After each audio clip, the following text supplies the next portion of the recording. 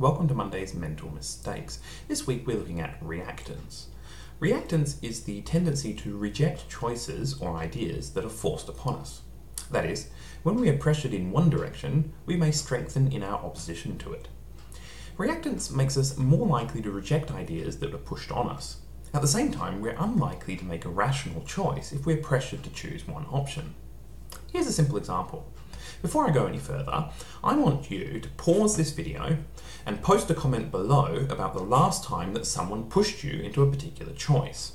After that, I want you to like this video and share it on Facebook or Twitter. Don't continue watching this video until you've done it. Seriously, go below, leave a comment, click like, and share it on Facebook or Twitter. Do that now before you continue. If you felt annoyed that I was telling you to do something and resisted doing it, then congratulations, you suffer from reactance, like the rest of us. Now, some of you may have done as I asked, and that's partially because if you are favourably disposed to me and receptive to my video content, then this would reduce reactance. But many of us are well aware, on at least an intuitive level, that we don't like being told what to do. This is the basis for reactance. Reactance, in general, is not a cognitive bias, but rather an emotional response to a perceived limiting of freedom. But in a decision-making scenario, this emotional response causes a cognitive bias of being less able to rationally choose between options, as we will feel inclined to choose the option that is counter to the pressure, even if it is not in our overall best interest. An intuitive understanding of reactance is the basis for reverse psychology. The idea is to exploit someone's reactance to an insincere suggestion so that they will make the choice that you actually want. The principal way to counter reactance is to be aware of it.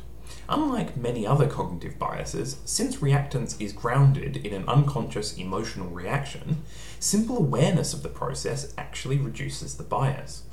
Research has shown that once someone becomes aware of their reactance, they are better able to think rationally about their choices and potentially choose the option that is being forced on them, if it is in their best interest. There are several factors that increase the likelihood that we will experience reactance. Firstly, the more important an option is to us, the stronger the reactance we will feel being denied it. Secondly, the more narrow the prescription, the stronger the reactance. And lastly, the threat of further prohibitions will further increase our reactance. So, for example, to tell a creationist that their belief in God is completely stupid, that a secular, humanist, naturalistic worldview is the only reasonable option, and that having accepted it, they would then have to accept all other scientific conclusions, is likely to prompt particularly strong reactance in them. This is because this message attacks a very important belief to them, prescribes a very particular alternative, and suggests that this would have far-ranging impacts on other beliefs. Similarly, there is particular language that may evoke stronger reactance. This language is what is sometimes called dogmatic language, but it really is just language that implies certainty.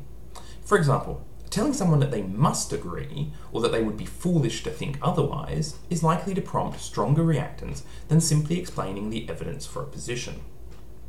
Unlike some other cognitive biases, reactance can vary greatly between individuals and seems to be a fairly stable trait.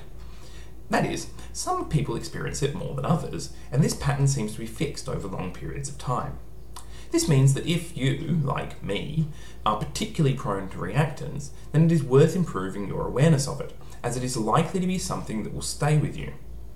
In conclusion, reactance is the tendency to reject choices or ideas that are forced upon us. Until next week, may your mental mistakes be minor.